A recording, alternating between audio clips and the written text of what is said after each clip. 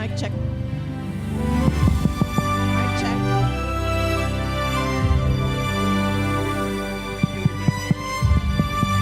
Hello, hello. Paingay awan. Hoy! Hello, hello, hello. Hello, hello, hello, hello. Hello, hello. Hello, hello, hello. Pa-alcohol ako lang.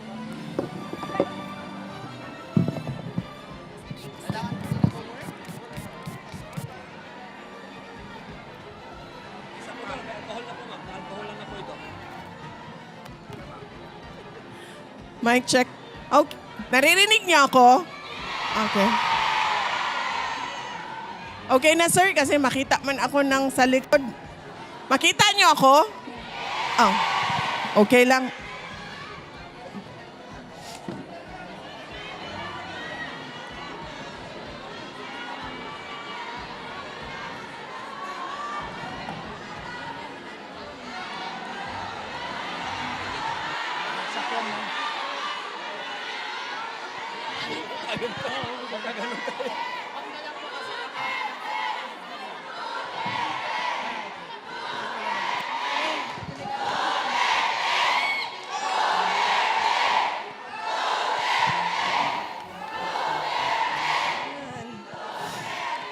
Mga kababayan, Assalamualaikum warahmatullahi wabarakatuh.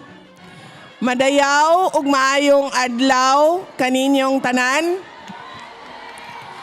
Magandang araw sa inyong lahat. Konnichiwa. Unahin ko po muna ang aking mga pagpapasalamat. Una po, ang aking pagpapasalamat sa mga tumulong po sa atin dito sa Japan para mabuo ang programa natin ngayong hapon na ito. Arigato gozaimasu.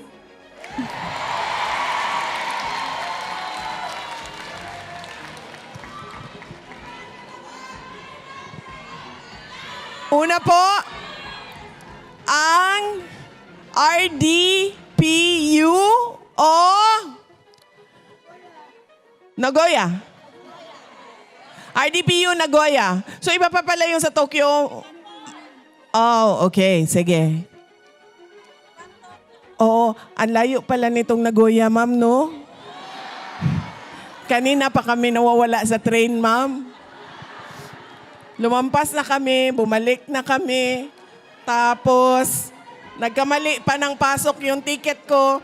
Sabi ko pa sa train attendant, I'm sorry. My ticket inside the machine.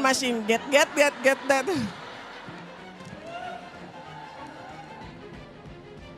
Ito yung... Okay. Sino po ang pagpapasalamatan natin sa Miwa City, ma'am? Miwa City Hall, si Mayor, si Vice Mayor, ang mga konsehal, mga barangay captain ng Miwa. Sino po?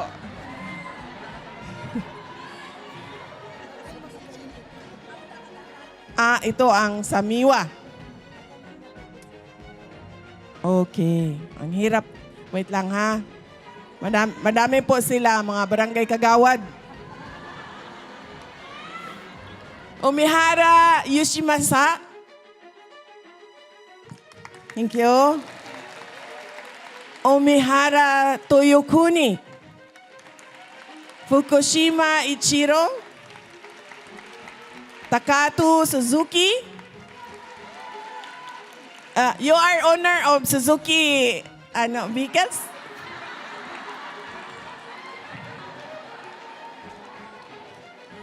Ito AG. Tanaka Nobihiro. Sakai Tsunetaka. Sakuma Tsutomo. Mochizuki Tomomi. Shibata Yusuki. Yamada Makoto. Yashi Hiroaki. Ramirez Marcelo. Nomura Kenji. Takahashi Naohiro, Toyoda Tomoyuki, Yasuda Atsunori, Kuzutani Takuji, Gatos Jennifer, Miyoshi Masanuri, Suzuki Takao, na naman yung may-ari, Sota Morita, Hisatsuma Yukiko, Seiro Hayami, Manalili Laila, Fumito Ogiso, Kenta Minoshima, Hoshiaki Asano, Yuhei Michida, Yukiko Kutsuna, Etsuko Suzuki, Rizahara Takihara, Ryo Shinyo, Shinichi Iwamoto, Kanako Kawaguchi. Yun yung nakasulat. At papasalamat tayo sa Miwa City at sa lahat ng mga taga Miwa City na tumulong sa atin para sa ating programa. RDPU Nagoya Chapter, Lions Club Nagoya, Filipino Volunteer Group in Amashi, Hugpong ng mga Katutubo Japan Chapter, Toyohashi Lions Club Nagoya Prime Branch, Rotary Club of Immaculate Conception District 3780, Falavan Philcom, Aichi Philippine Community Association, Philcom CCCAC, SBK, Samahan na sa Barangay Caria, Toyohashi Japan Solid DDS. Ito, sigurado ako marami ito. PRRD Supporters Nagoya.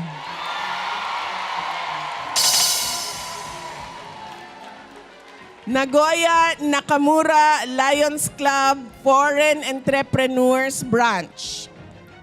And Duterte Kitchen. Maraming salamat. At syempre, nagpapasalamat po ako sa mga kasama ko na nandito sa entablado para magbigay din ng mensahe para sa inyo. Una po ay si Doktora Lorraine Badoy. Maraming salamat. Siya po ay unang-una na lumaban sa Marcos administration at sa Makabayan Block kasama na ang mga NPA sa trabaho nila noon sa NTF-ELCAC. Ang susunod na pagpapasalamat ko po ay binoto nating lahat at sigurado tayo nanalo nung nakaraang eleksyon, Dr. Richard Mata.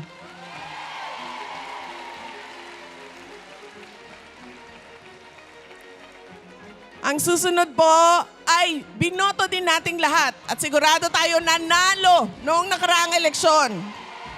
Attorney Vic Rodriguez.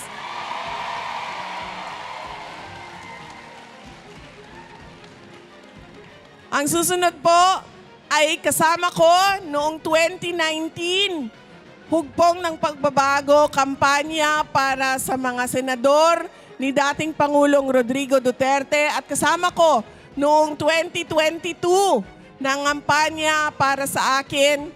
Sorry, nagkamali ako kahapon. Hindi pala ikaw unit team dahil hindi siya ng kampanya para hindi siya bumoto kay BBM. Dating Speaker, Congressman Lord Alan Velasco.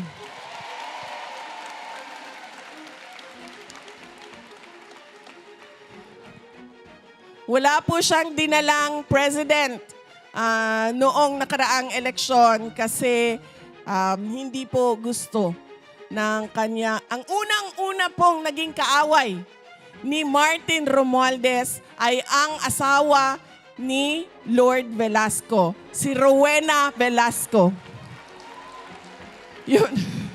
Yun po ang unang-unang naging kaaway ni Martin Romualdez na nung nalaman niya na tumakbo akong Vice President, sobrang iyak niya kasi sinabi niya, hindi talaga mabuting tao yan. Paulit-ulit niya na sinabi noon. Ngayon, sabi niya sa akin, sinabi ko na sa iyo, Inday Sara, pikat ni Moda. Ang susunod po, pagpapasalamat ko, dahil siya po ay dapat nandoon sa The Hague, Netherlands, pero siya po ay napakiusapan namin na bumisita muna dito sa Japan at magbigay ng mensahe para sa inyong lahat. Senator Robin Padilla.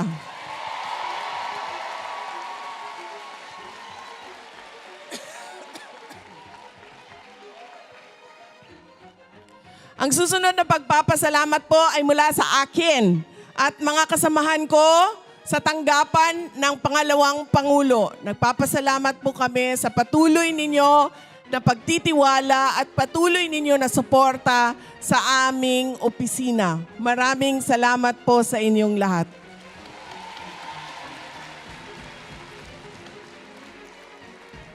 Ang susunod na pagpapasalamat ay mula po sa pamilya namin, ang pamilya Duterte.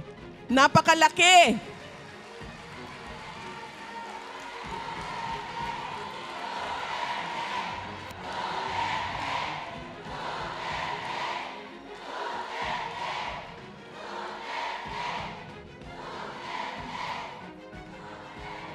Napakalaki po ng utang na loob namin sa inyong lahat, mga kababayan namin, sa pagkakataon na ibinibigay ninyo sa amin na makapaglingkod sa ating pinakamamahal na bayan. Maraming salamat po.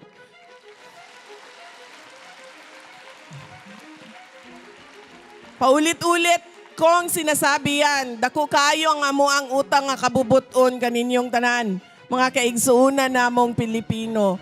Kay kamo ang naghatag sa amoa sa posisyon kung asa mi karon. Daghan kaayong salamat.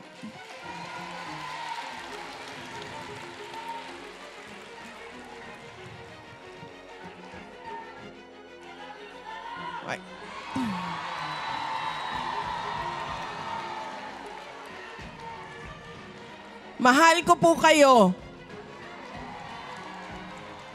At matagal ko man natanggap kung ano yung gusto ninyo. Pero better late than never. Natanggap ko na po kung ano yung Attorney Vic Rodriguez. Kanina? Hindi ko sinabi? Wait lang. Wait lang. Oh, pa-resign na nato na si Marcos, ma'am.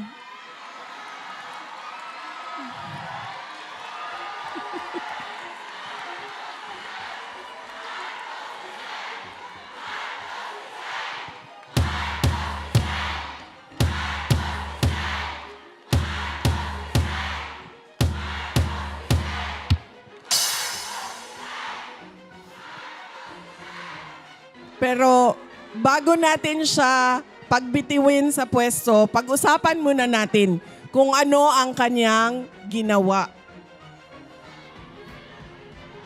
Kaya tapusin ko po muna ang aking mga pagpapasalamat dahil kailangan ko magpasalamat sa inyong lahat. Hindi ako makakarating dito sa harap ninyo at hindi ako makakarating dito sa Nagoya kung hindi dahil sa inyong lahat.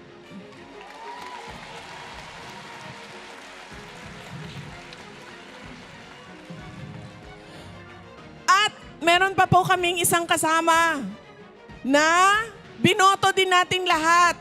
At sigurado tayo nanalo nung nakaraang eleksyon. Nasabi ko ito kanina, di ba? si Attorney Vic Rodriguez.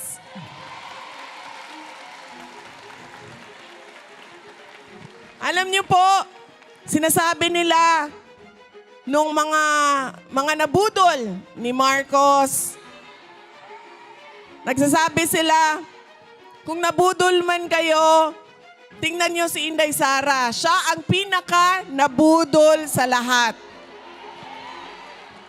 Pero, sinasabi ko sa inyo, hindi ako ang pinaka nabudol sa lahat. Alam niyo kung sino? Si Attorney Vic Rodriguez. Siya. Siya ang abogado, kaisa-isang abogado na sumama kay Bongbong Marcos nung natalo siya ni Vice President Leni Robredo. Wala, alam niyo po, kapag wala kayo sa posisyon at talo kayo, mawawala lahat yan ng tao. Sinasabi ko na yan sa inyo. Dahil ako din ay bumaba na rin ako sa posisyon noon. Nung ako ay mayor. At hindi na ako tumakbo pagkatapos ng term ko noong 2013. Lahat.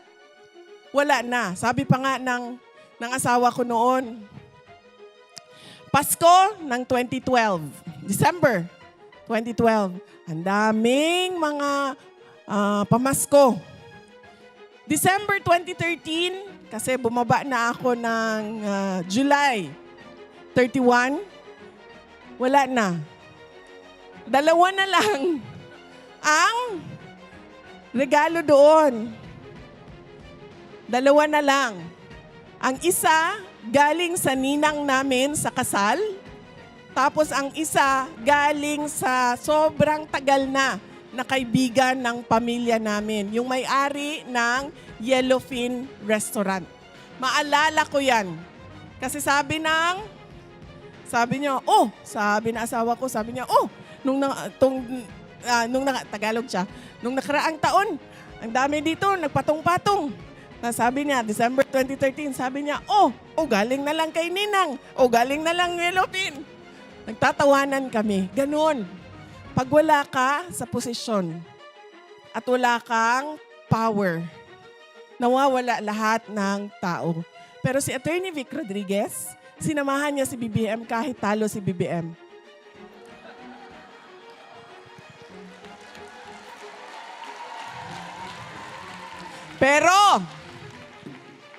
Pero, nung nanalo si BBM, iniwanan niya si Attorney Vic Rodriguez.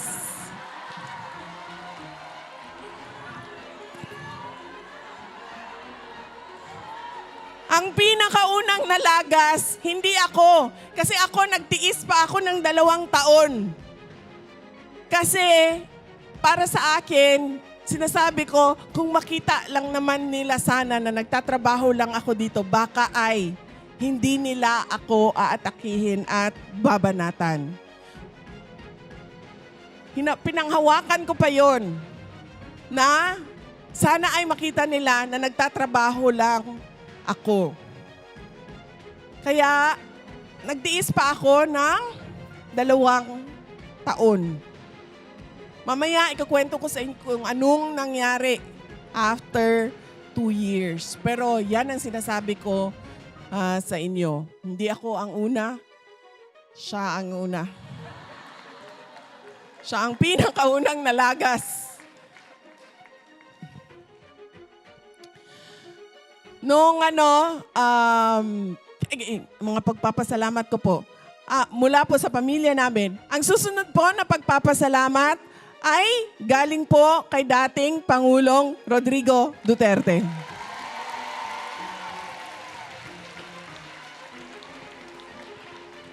Noong Biyernes po, ay tumawag siya sa akin nitong nakaraan na Biyernes. Andito na ako sa Japan noon. Nagpwesto na kami, naghahanda kami para sa rally kahapon at para sa rally ngayong araw na ito.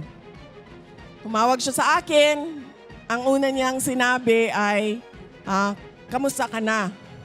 At ang una ko namang sagot sa kanya ay, nakalimutan mo ata ako kasi huli kang tumawag nung nakaraang Biyernes pa. Isang linggo na ang dumaan, ang chismis ko nagpatong-patong na. Nakalimutan mo ata ako tawagan.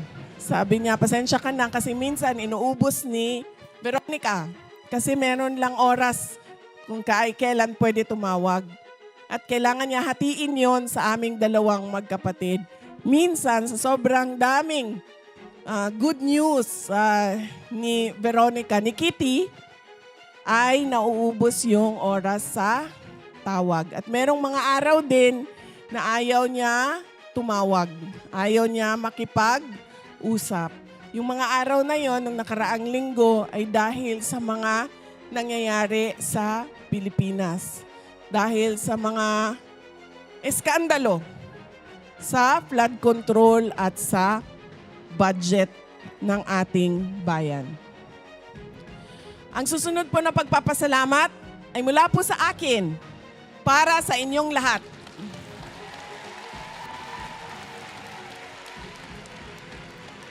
Dahil alam ko marami sa inyo ang maaga nagsimula ang kanilang biyahe papunta dito. Marami sa inyo ang maagang nagluto para may baon, para hindi magutom. Marami sa inyo ang hindi natulog dahil kailangan maghanda.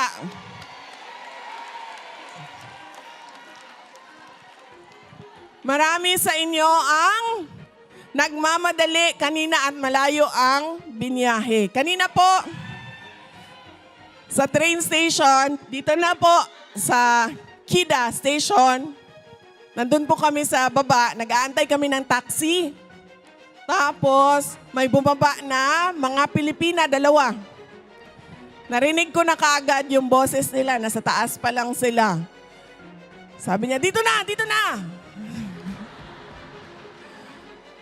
Nung lumingon ako, nagkatinginan kami, sabi ko, ma'am, baba na kayo. Ako hinahanap ninyo, mag-rally kayo. Sabi niya, naka-green kasi siya, so inassume ko na magra-rally siya. So sabi niya, Inday Sara! Sabi ko, ikaw to, ma'am?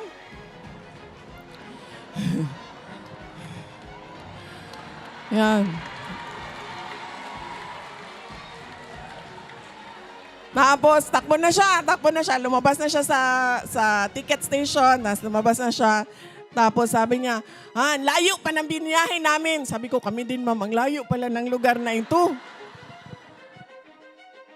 So, marami sa inyo ang nagsakripisyo para pumunta dito ngayong hapon na ito. Maraming salamat. At,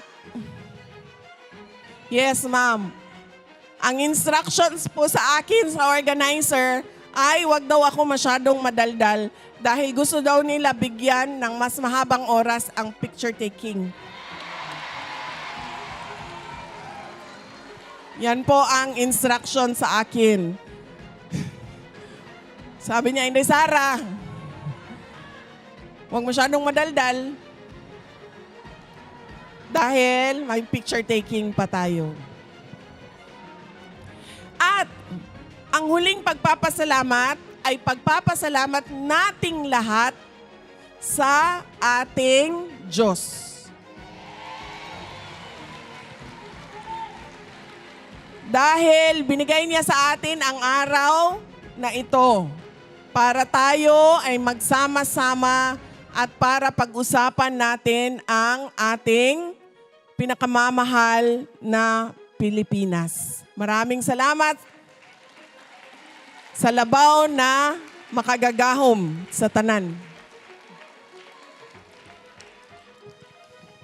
Ang una ko,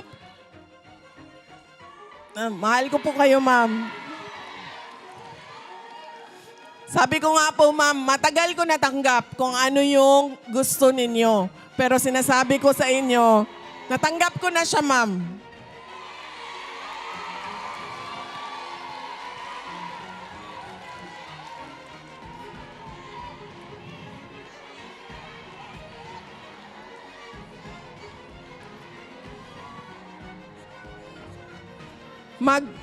Magbibigay po muna ako ng update, ma'am, kay dating Pangulong Rodrigo Duterte. Marami po sa ating mga kababayan ang pumupunta po doon sa Hague. Nagpapakita ng kanilang suporta. At madami tulad ninyo na gumagawa sa buong mundo, iba't ibang lugar, gumagawa ng mga programa para ipakita ang suporta kay dating Pangulong Rodrigo Duterte. Unahin ko po ang updates ng mga abogado. Dahil gusto po ni Attorney Nicholas Kaufman ay maintindihan ninyo kung ano po yung mga final niya nandoon sa loob ng korte ng ICC. Una po, ang final niya, pinakauna noon, ay ang pag-question sa jurisdiction. Simple lang po yun. Sabi nung kasama namin kagabi sa Tokyo, sabi niya, naging abogado na kami lahat, Inday Sara, kasi iniintindi namin kung anong nangyayari sa kaso ni dating Pangulong Rodrigo Duterte. Nagtanong po tayo sa jurisdiction. Sinabi po natin, nag-imbestiga kayo, 2 taon na ang lumipas nang nag-withdraw ang Pilipinas sa ICC. Ang nakalagay po sa inyong rules ay 1 taon lamang.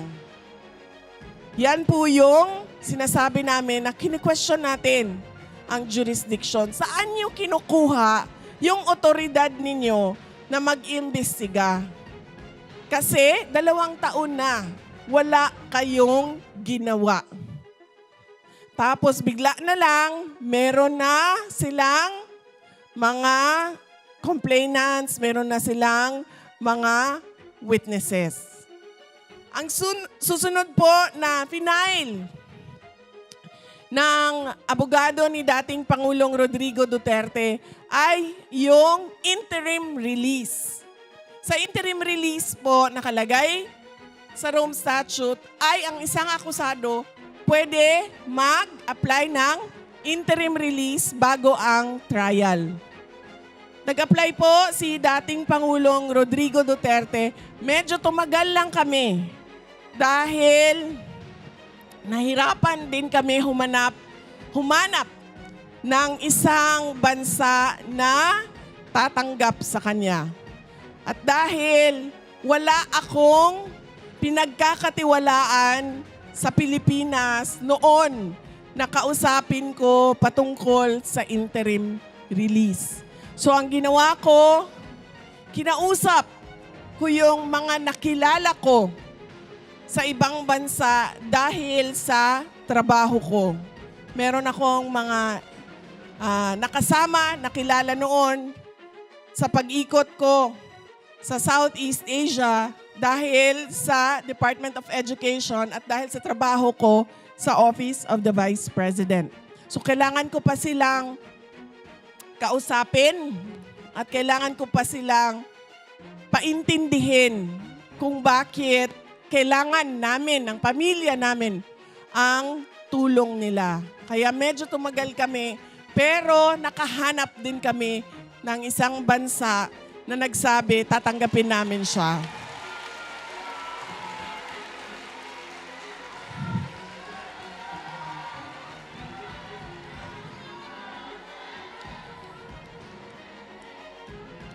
Nakalagay po sa batas ng ICC. Bakit hindi binibigay ang interim release sa isang akusado? Una, kapag siya ay posibleng magtatago o mawawala na lang bigla. Si dating Pangulong Rodrigo Duterte po ay walang balak magtago. Kung maalala ninyo, nandoon na kami sa Hong Kong. Pwede na siyang mawala doon. Pero ano ang sinabi niya nung gabi na nagmi-meeting doon, mga kasama niya, mga abogado niya, andun ako, andun ang kanyang girlfriend. Oo. Andun ang kanyang girlfriend. Nagsasabi ang kanyang girlfriend. Sabi ang girlfriend niya sa akin. Sabi niya, Inday Sara. Sabi niya, kumuha ka na ng private plane. Sabi niya, ilipad na natin siya. Diretso Davao. Sabi ko sa kanya, alam mo ma'am, wala naman tayong problema dyan. Magnakaw tayo ng private plane, manghiram tayo, mangutang tayo ng private plane. Kung magagawa natin yan. Ang tanong, ano ba ang gusto gawin ni President Duterte? Sabi ko, kung ano yung gusto niyang gawin, yun ang gagawin natin. Tinatanong ko siya, sabi ko, ano bang gusto mong gawin? Sabi niya, gusto ko umuwi. Gusto ko umuwi ng Pilipinas. Tapos sinasabi sa kanya, yung girlfriend niya, umuwi ka sa Davao. Huwag ka umuwi sa Manila. Ang sinasabi niya, ganun din yun. Kung uuwi ako sa Davao, pahabulin din ako doon sa Davao. Gawin natin na umuwi na lang sa Manila. May ticket na tayo, may schedule na tayo, umuwi sa Pilipinas. In fact, ang kanilang flight noong araw na yon ay alas 4 ng hapon. Ang ginawa nila, lumipat sila sa madaling araw na flight para maaga silang dumating sa Pilipinas. Kaya itong tao na ito na sinasabi nila na hindi na namin makikita kung bibigyan namin ng interim release, ay gusto lang umuwi ng Davao City. Wala itong balak magtago sa Africa, sa Antarctica, sa Alaska, kung saan man yan. Sa Japan.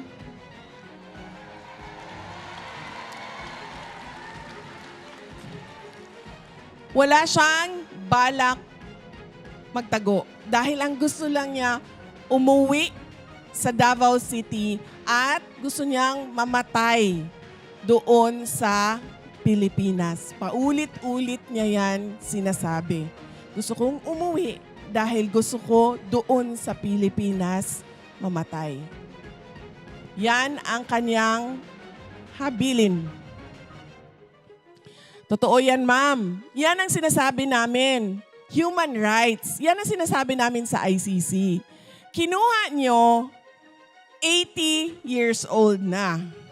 At sigurado kami, alam ninyo nung kinuha ninyo na may sakit yung 80 years old na kinuha ninyo.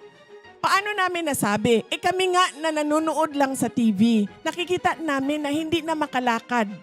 'Di ba? Binubuhat na siya ng 4 na tao. Tinulak na siya paakyat ng eroplano. So sigurado kami na alam din nila na ang kinuha nila ay may sakit. Kaya yan din ang sinasabi namin. Kailangan ibigay ninyo kung kayo ay para sa human rights, kailangan maging humanitarian din kayo sa inyong desisyon sa interim release. Dahil itong akusado na ito ay kailangan niya ng caregiver. Hindi siya pwedeng mag-isa sa kwarto. Examplean ko kayo ng gaano kagrabe na kailangan niya ng assistant. Ang aking kapatid, si Kitty, ang trabaho niya yan ay kung ano ang pangangailangan ng tatay namin. Lahat ng pangangailangan niya. Gikan sa tina, sa buhok, sa manicure, sa pedicure, sa damit, si Kitty yan. Sasabihin niya ni Kitty, malapit na ang tiglamig. So, kailangan maghanda ng damit.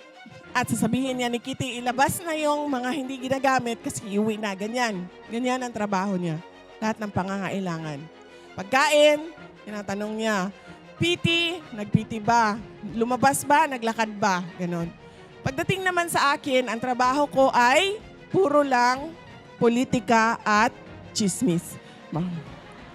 Sinasabi ko sa inyo, At pangatlo ay love life.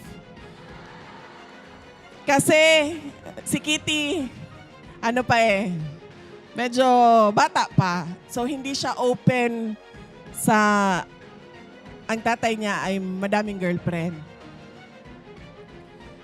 So yan lang ang tatlo sa akin. Unang-una, politika.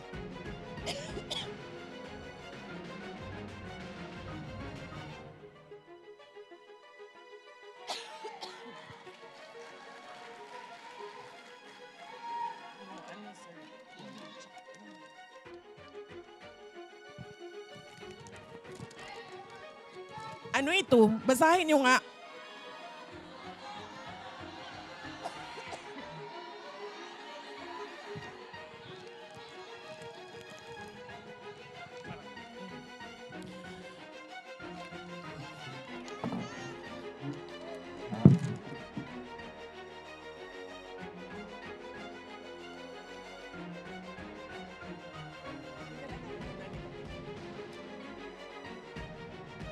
Wala si Katiki. Ano nga bang pangalan mo, sir? Si Cardo.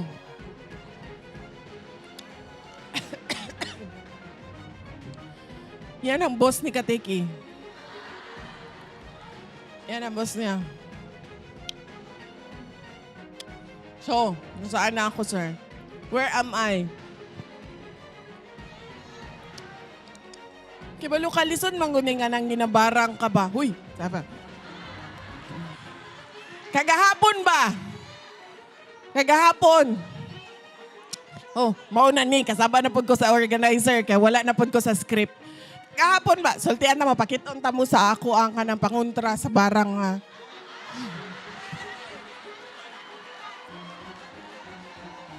Oh, ganade. Kagahapon, kamo ba? Ayaw mo pamikpik gahapon. A picture taking sa Tokyo. Asa na sino sample ko dito, be? Ma'am, ali ka ba? O, si Inday Sara daw ni. Ana, picture. Picture.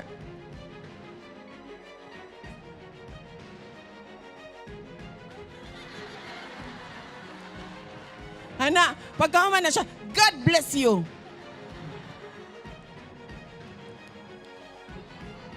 Unya, alangan kay busy man ko, daghan man kayo og tao, di ba? Paglingi na ako, wala na siya.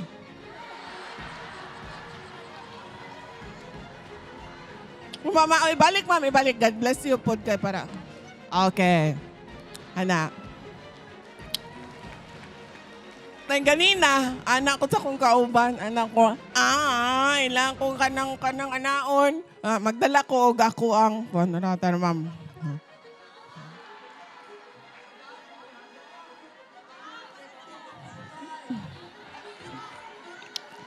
Magdalagyo ko. Kaya nga no, di man ko sigurado nga Duterte mo tanan. Basi na ay pink dire o yellow dire.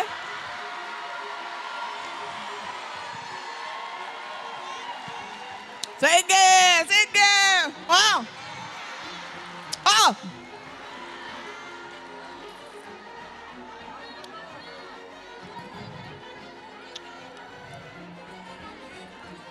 Di man no?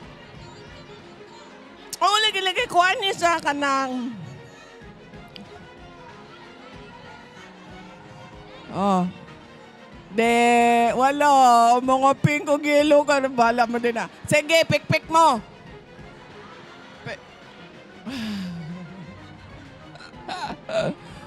ang kuha na niya, ma'am, ang pangalan na niya, Black Obsidian.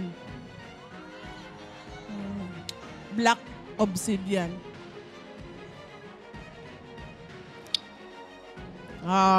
Di. Ma'am. Ulagi, mabalos lagi yung tako. Kaya paglingi na kuha naman siya. Alangan na magukto na ako. Uy, kamu ba? Ay mo pamikpik, makagaba ba yan na?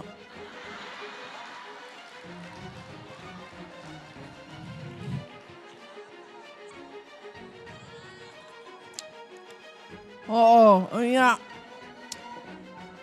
wala ba yata kibalo sa mga ganang tinaguan nila, no? Naka-green og t-shirt, pero pag ablihan mo ang kasing-kasing, yellow di ay ang...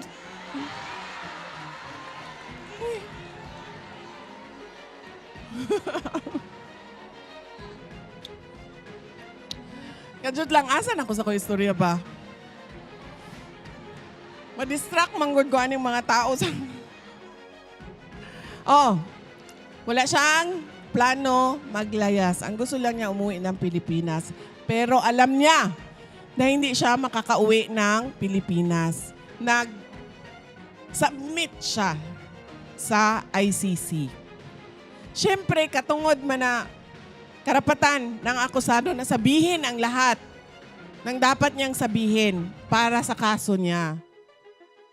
So, magsasabi talaga yan. At lalo na si President Duterte, di ba, sinasabi niya kung ano yung nasa damdamin niya at nasa isip niya. Ang gusto niya umuwi ng Pilipinas. Pero naiintindihan niya yan na kapag siya ay binigyan ng interim release, ay hindi siya makakauwi ng Pilipinas. Doon lang siya kung saan siya sinabi ng korte pumunta. Pangalawa, ang interim release hindi binibigay kapag ikaw ay posibleng mag-threaten ng mga complainants at witnesses. At nakita na natin sa ugali ni dating Pangulong Rodrigo Duterte na hindi niya tinithreaten o hinaharas o kung ano man ang ginagawa sa mga witnesses. Nakita natin yon nung nag-complain. Nung 2012, nagbukas ng investigation ang Commission on Human Rights led by Chairperson Leila De Lima. Hanggang ngayon, nandyan pa. Kaluoy sa Ginoo. Katoy pikpikan ninyo, uy. Ayaw ako. Kapoy kayo magkasakit. Hala, kadjut lang ha. Gipikpik ko niya gahapon, ma'am. Okay pa man ko gahapon. Diba? Asa tong gikag Tokyo? Oh. Okay pa ko gahapon, diba, ma'am? Tanawa ko sipon karon. Pag mata na ako ganinang buntag, puno na og sipon ako ang along. Oh, may nangyari ba kay Leila di? Wala. Diba? May dala-dala pa silang bungo, buto, kung ano-ano pa yung pinatawag pa lahat ng barangay captain ng Davao City. Tinanong lahat. Nag-imbestiga sila. May nangyari ba sa mga witnesses, sa mga complainant? Wala. 2017,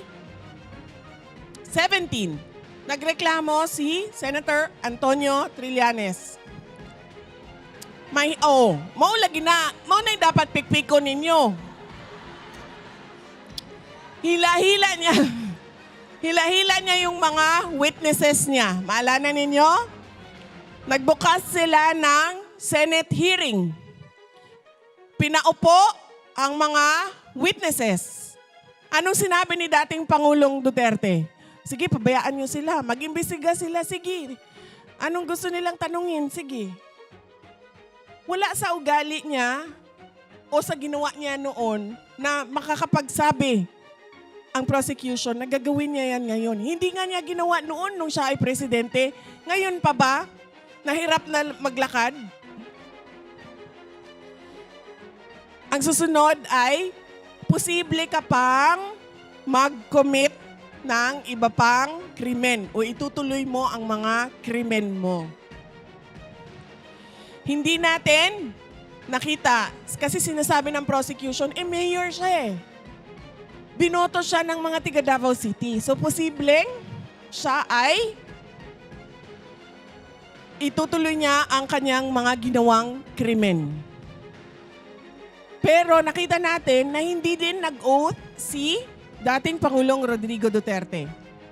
Hindi din siya mayor ng Davao City. Kasi sinasabi niya, ayaw ko na ang mayor ng isang syudad ay nandito sa malayo at nakakulong. Dahil hindi makatarungan yon para sa mga tiga Davao City.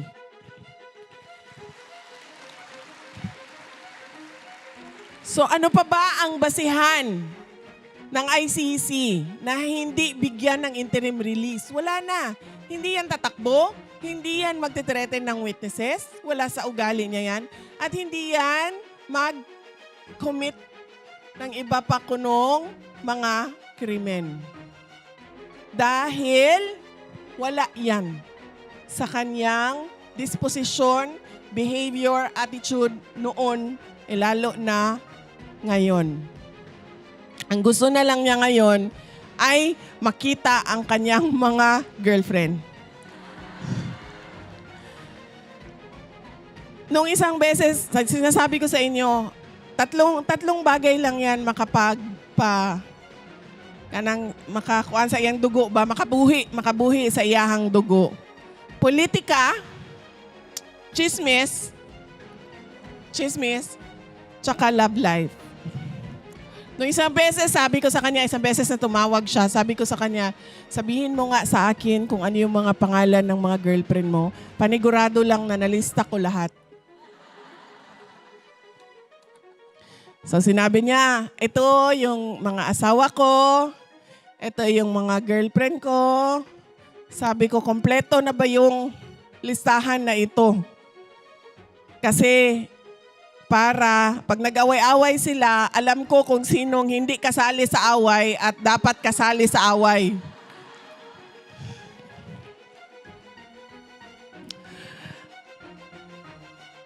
Oh, ma'am. Kibalo ka ba? Sorry, sana organizer. Sir. Kasi sabi nila, habaan mo ang picture taking mo, magagalit yan sila sa amin lahat kasi sinabi namin may picture. Alam mo ba, ma'am? Wala akong nakitang girlfriend ni dating Pangulong Rodrigo Duterte na nagalit sa kanya. Wala akong nakitang ex-girlfriend ni dating Pangulong Rodrigo Duterte na yung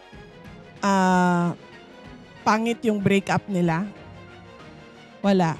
Lahat ng ex-girlfriend niya, kusa silang umalis dahil ayaw na nila siya. Totoo yan. Totoo yan.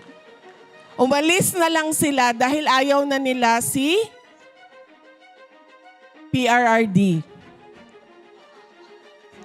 Wala kang makakausap na ano. In fact, yung mga ex niya, nag-iiyakan pa ngayon dahil sa nangyari kay dating Pangulong Rodrigo Duterte. At alam nyo ba, kung tinanong ko siya niyan sabi ko, nung isang beses bumisita ako, harapan kami, sabi ko, alam mo, napansin ko, walang galit sa iyo ba? Lahat nangangamusta sa iyo, yung mga girlfriend mo. Lahat nangangamusta sa iyo, lahat nag-aalala para sa iyo. Sabi ko, bakit ganyan? Bakit ako, yung ex-boyfriend ko 30 years ago, galit pa rin ako sa kanya. Di ba, ma'am? Hanggang ngayon, di ba? Yung mga, di ba? Yung mga naghiwalay noon, galit pa rin kayo sa kanila hanggang ngayon. Di ba? Sa kanya, walang ganun, ma'am. Tapos sinanong ko siya, bakit? Ito ang sagot niya, ma'am. Ang sagot niya, ang babae, kahit ano pa man yan siya, kahit galing yan siya sa kung anong background, anong pamilya, anong trabaho niya, may trabaho siya, wala siyang trabaho, natapos siya ng pag-aaral, hindi siya natapos ng pag-aaral, sabi niya, ang babae, iisa lang yan. Lahat ng babae, prinsesa.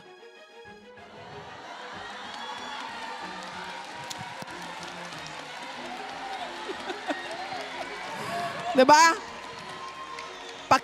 Paki-translate sa mga asawa ninyong Hapon. Totoo, ma'am. Yan ang sinabi niya. Yan ang sikreto niya. Sabi niya, sa akin, wala yan. Natapos siya ng grade 3, grade 4, tapos ako abogado, wala yan. Sabi niya, may trabaho siya, wala siyang trabaho, wala yan. Sabi niya, basta lahat yan sila, prinsesa.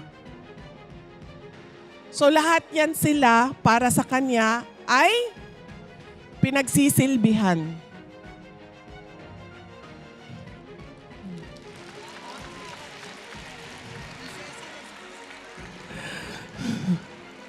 Yan. Hindi ko lang alam kung gusto niya yan sabihin sa inyong lahat, pero yan ang sagot niya sa akin. Dahil nagtaka talaga ako, bakit walang ex-girlfriend na galit? Na walang ex-girlfriend na nagsabi, may raniya. Except sa akong mama.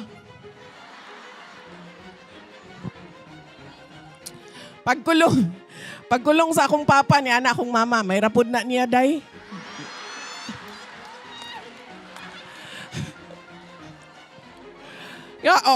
Kita mo sa akong mama, di ba, hantod karon na suko gihapon, kadugay na antong panahon na to. Naghana kaayo ang nilabay nga kuan, akong mama. Suko gihapon. Pero masabtan nato, kay dili man siya ex-girlfriend, asawa man siya. Diba?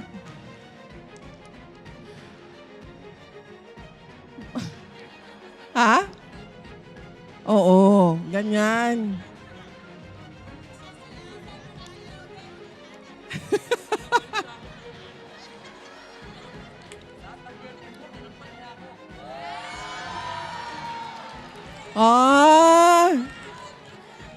Alam mo, ma'am, bakit inuwanan ni Sharon Cuneta si Robin Padilla?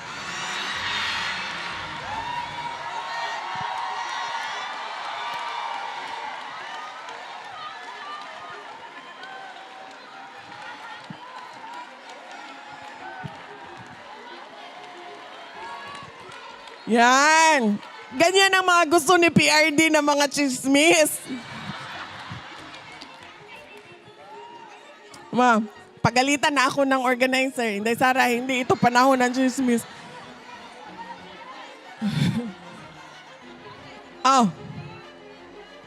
Ayaw nga kayo, masuko niya to si ma'am. Ngano daw siya? Hala. Ayaw kasuko pa. Ikaw gyapon.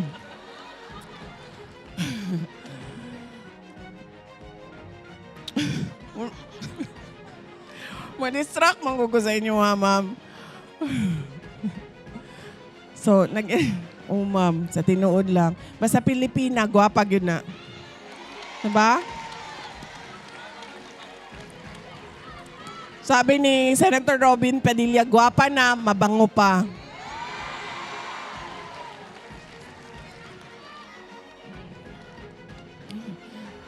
Ang sunod na pinail ng abogado, ay yung sinabihan nila ang korte. Pinapaintindi nila sa korte na tingnan muna natin kung pwede pa ba mag-trial ang akusado.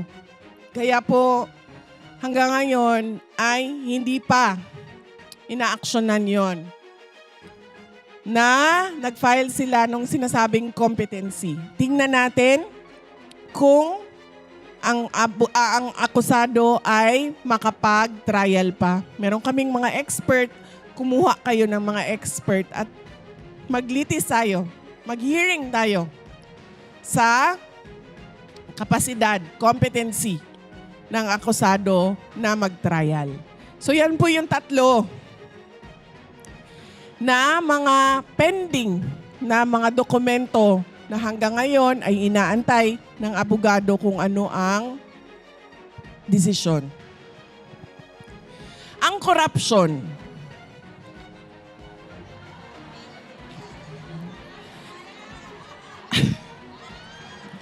Ako na lang yung ko anon bi. Dali ka. Asan yung box, sir, para may sandalan si ano? Kasi nga, hindi na nga ito siya makapaglakad na siya lang mag-isa.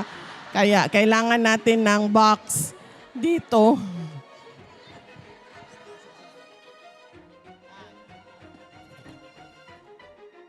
Yan. Paano, pahiga? Yan.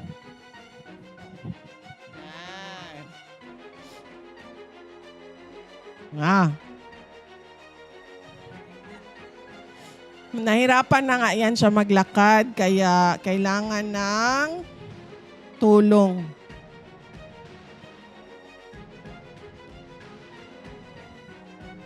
Okay? Yan. Ang korupsyon. Ang korupsyon ay pang-aabuso. Ang mukha ng pamahalaan ngayon ay pang-aabuso at korupsyon. Ang ginawa nila kay dating Pangulong Rodrigo Duterte ay pang-aabuso. Ang mga akusado natin doon sa Pilipinas, meron silang mga karapatan. Kapag ikaw ay akusado, may karapatan ka. Kapag ikaw ay may warrant of arrest, dinadala ka sa huwes. Ang ginawa nila kay dating Pangulong Rodrigo Duterte ay may warrant of arrest, sa pilitan nilang kinuha sa ating bansa at dinala sa Hague. Hindi siya dinala sa korte doon sa Pilipinas. Kung nakikita ninyo ang footage noong araw na yon, anong sinasabi niya? Dalhin niyo ako before a Filipino judge. Before a Filipino court. Kasi yun ang karapatan ng akusado sa atin doon sa Pilipinas. At ang ginawa nila, kinidnap nila si dating Pangulong Duterte. Pang-aabuso.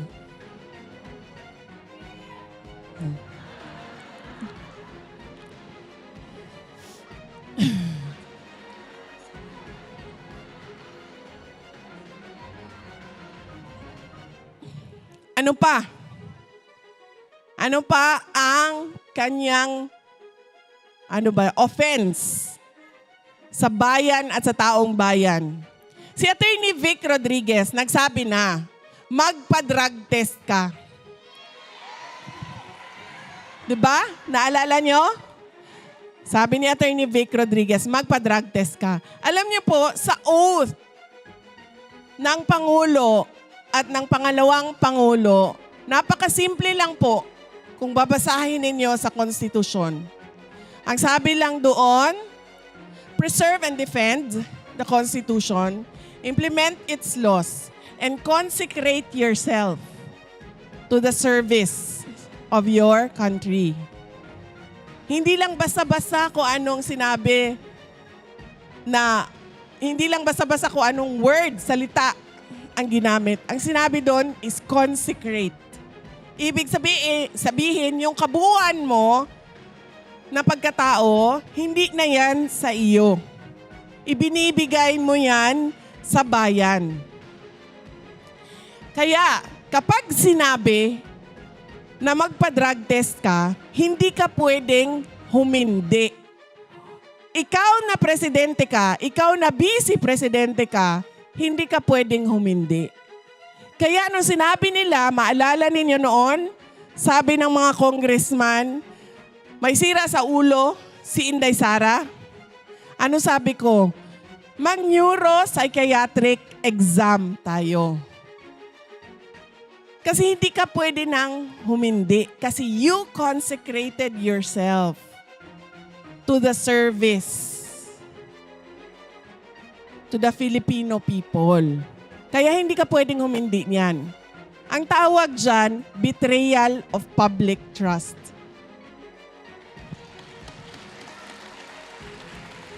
Kung baga, ikaw, kung mapapansin nyo, sino lang ba ang may oath na ganyan? Sa buong Constitution, Philippine Constitution, sino lang ang may oath na ganyan? Dalawa lang, ang Pangulo at ang pangalawang Pangulo. Na sinasabi mo, ibinibigay ko ang buong buhay ko at buong pagkatao ko sa bayan. Kaya kapag sinabi ng bayan, magpa-drug test ka, hindi ka pwedeng humindi.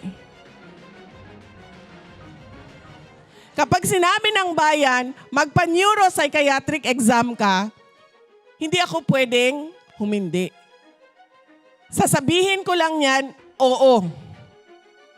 Dahil pagmamay-ari ninyo ako. Kapag humindi ka, yun na yun.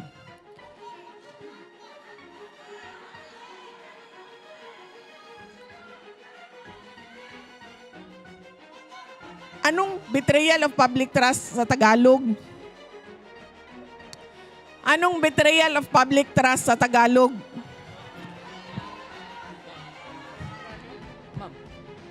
Pagtataksil sa tiwala ng taong bayan.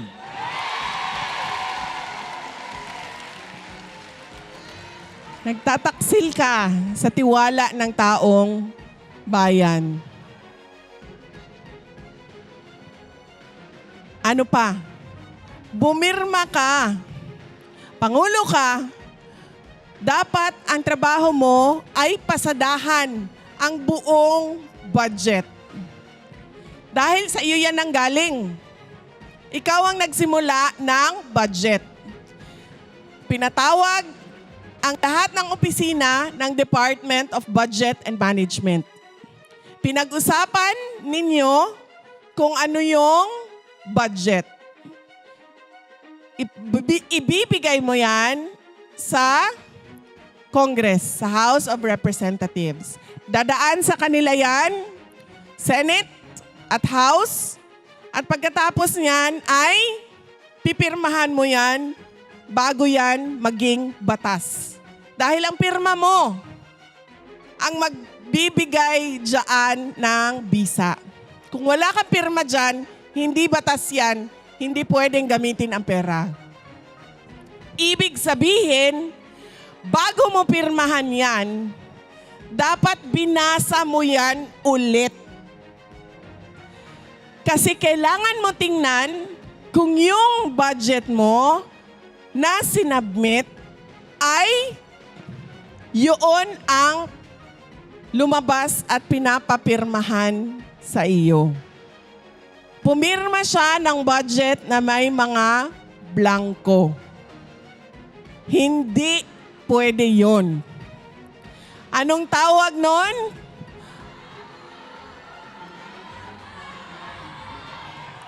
Ang tawag doon ay culpable violation of the Constitution. Ano sa Tagalog yun? Paglabag sa saligang batas.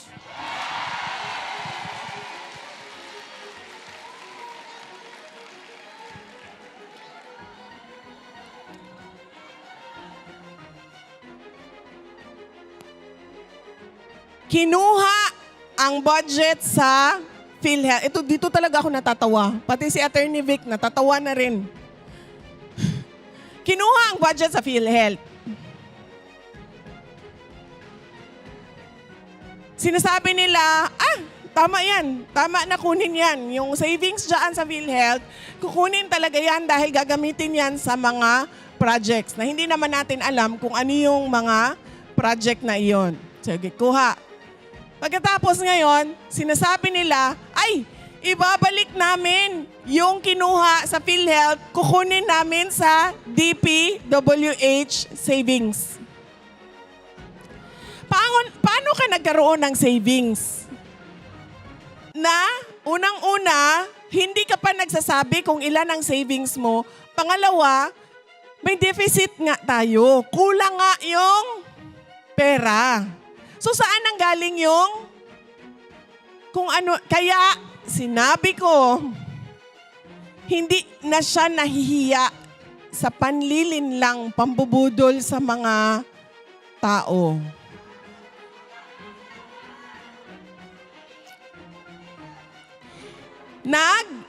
Ano bang tawag? Ang tawag ko kasi sa kanya, sa kanilang ginagawa, pyramiding. Kumuha ng pera dito, pagkatapos, okay, etong pera na dito, itapal namin dito. Ginawa nila yan sa amin, sa Department of Education. Kung maalala ninyo, ay nag-resign ako sa Department of Education noong 2023. July 2024, nag-resign ako sa Department of Education. Ano yung isang rason sa sinabi ko? Ang sinabi ko doon, wala namang ibang nagdidesisyon sa budget eh. Si Martin Romualdez lang at si Zaldico. Diba? Nung nagsalita ako ng ganon, hindi sila sumagot. Hindi nila dininay. Ang sinabi lang ni Zaldico, Shiminit siya dyan. Ngayon, Shiminit ka, hindi ka makauwi ng Pilipinas dahil lilitsunin ka dito.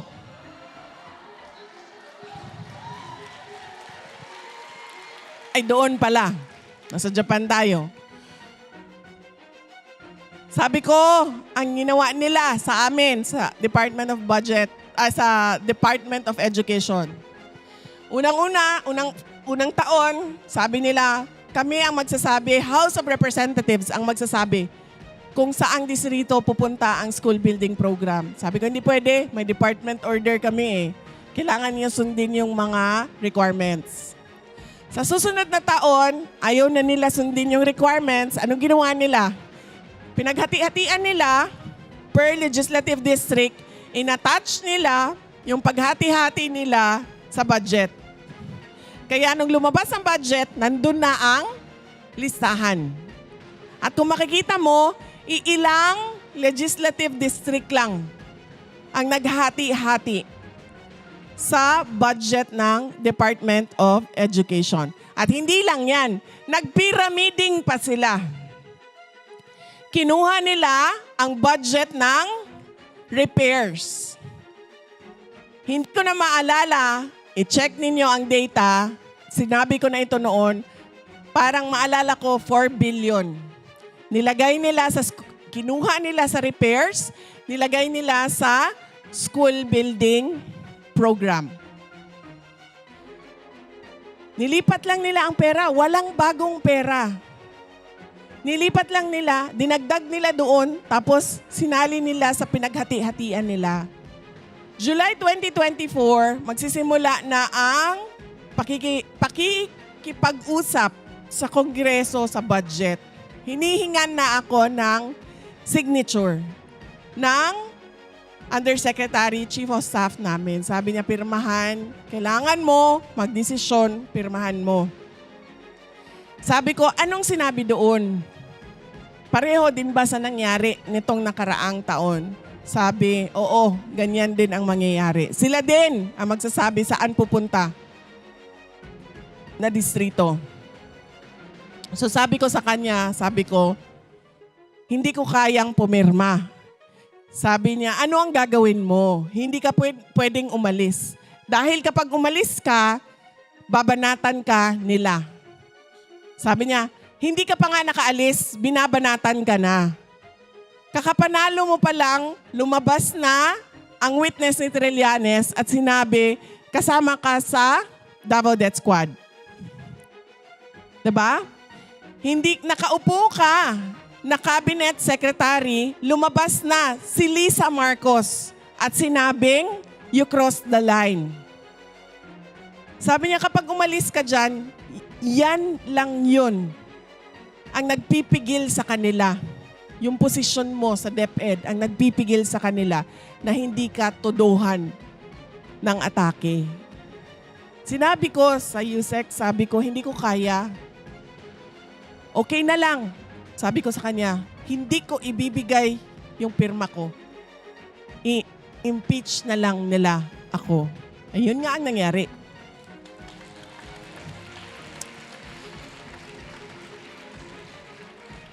Hindi naman namin imbento yun eh. Kasi November of 2023, nagsasabi na si Franz Castro, magpa-file kami ng impeachment. November 2023, nagsasabi na siya, may impeachment kami. Wala silang kahit anong ebidensya. Kaya, di ba, inatake na ang budget ng Office of the Vice President, nagbukas na sila ng hearing at lahat na para ituloy-tuloy ang pag-aatake nila. Na, ang sinasabi ko paulit-ulit, political scapegoating. Kasi pinagtatakpan nila ang ginawa nila sa budget. Pero dahil may Diyos,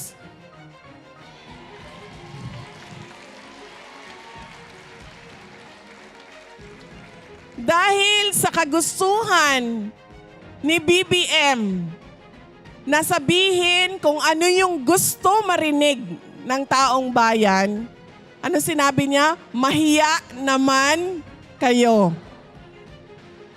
Dahil sa kagustuhan niya na pataasin ang kanyang ratings, kailangan niya sabihin ang gusto na marinig ng taong bayan. Hindi niya naisip na merong Diyos. So anong ginawa ng Diyos? Mahiya naman kayo, nilubog sa baha ang Pilipinas. At ngayon, lumabas na ang sa DPW. Lumabas na ang buhaya, ma'am, kasi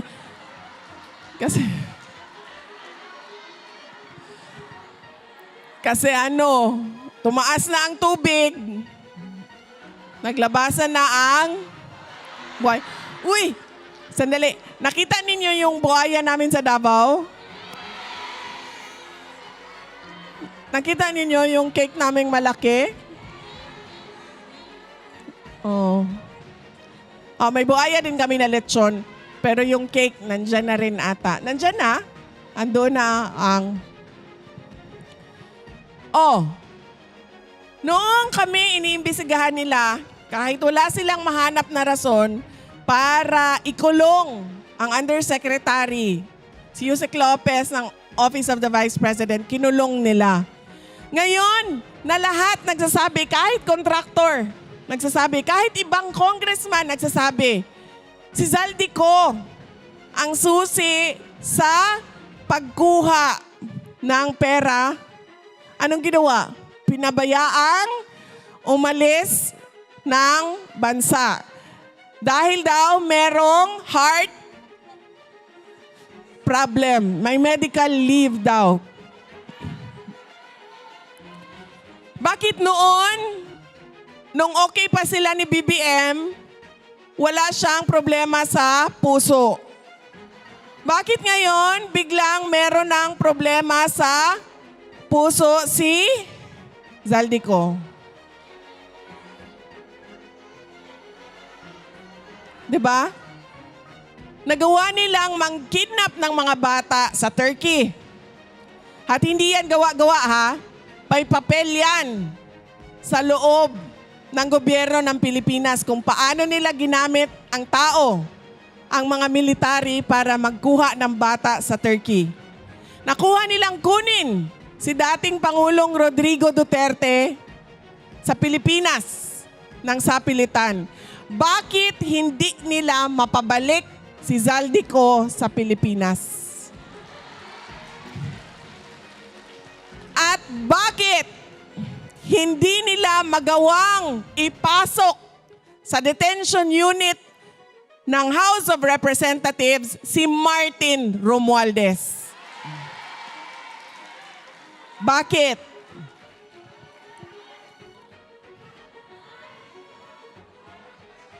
Kasi hindi siya sincere. Hindi siya tapat sa kanyang mga dapat gawin. Unang-una, hindi na nga niya alam kung anong gagawin. Pangalawa, hindi pa siya tapat sa kailangan niyang gawin. Yan ang kalagayan ng ating bansa ngayon. Yan ang pagkakamali natin. Noong 2025, sinasabi ko na meron tayong pagkakamali sa pagpili ng ating mga leaders. Ngayon, nakikita na natin kung ano yung nangyayari kapag mali na leader ang pinipili natin sa ating bayan. Meron akong sinulat para sa bayan. Dahil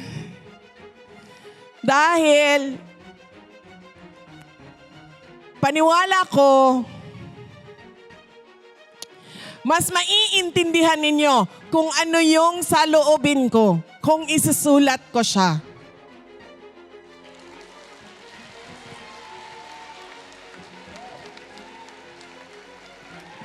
Pero bago ang lahat, sandali lang kasi puno na ng sipon ang aking ilong. Sandali, excuse.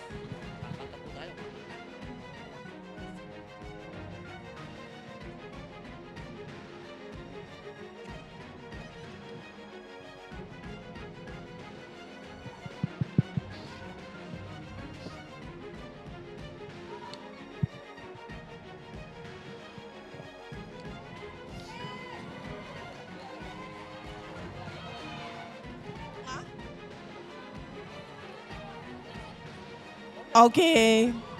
Sir, param ng cellphone.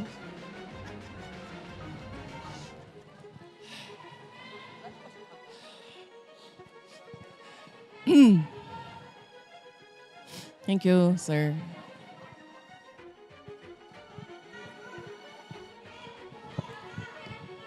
Tulungan niyo ako, ha? Sinulat ko. Sa dilim tayo isinilang.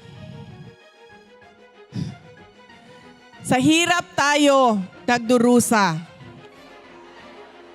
Check, check, check. Ha?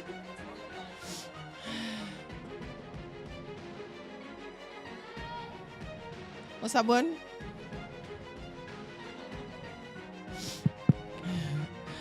Sa dilim tayo isinilang, sa hirap tayo nagdurusa. Sagana sila sa kayamanan, taong bayan, nilunod sa parusa. Kami ay apoy na hindi mamatay. Hakbang ng matapang, sabay-sabay. Sigaw ng bayan, lumaban na. Mga sakim, durugin na. Mga bulok na pangako, palasyong pinatong sa ating buto. Krimeng itinago sa kasinungalingan. Kalayaan natin ipinagpalit sa ginto. Kami ay apoy na hindi mapatay. Hakbang ng matapang, sabay-sabay. Sigaw ng bayan, lumaban na. Mga sakim, durugin na. Taas noo, humahakbang. Huwag yumuko kailanman.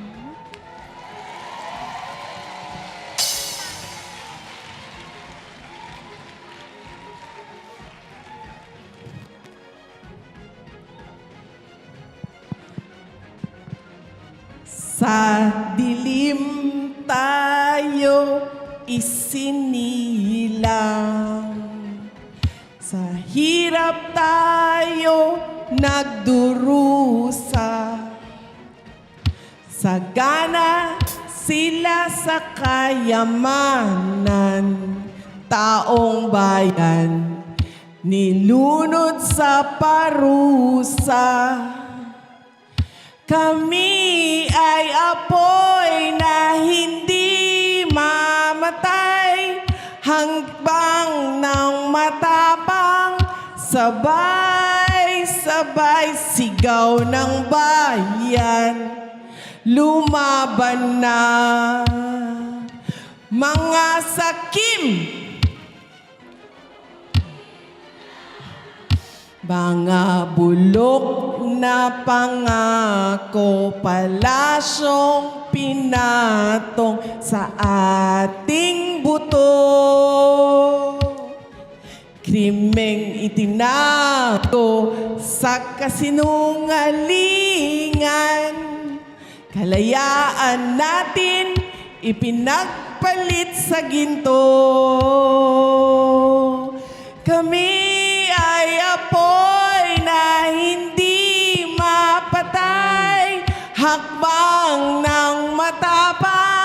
Sabay-sabay sigaw ng bayan, lumaban na mga sakim. Taas noo, humahakbang, wag yumuko kailanman. Taas noo, humahakbang, wag yumuko kailanman.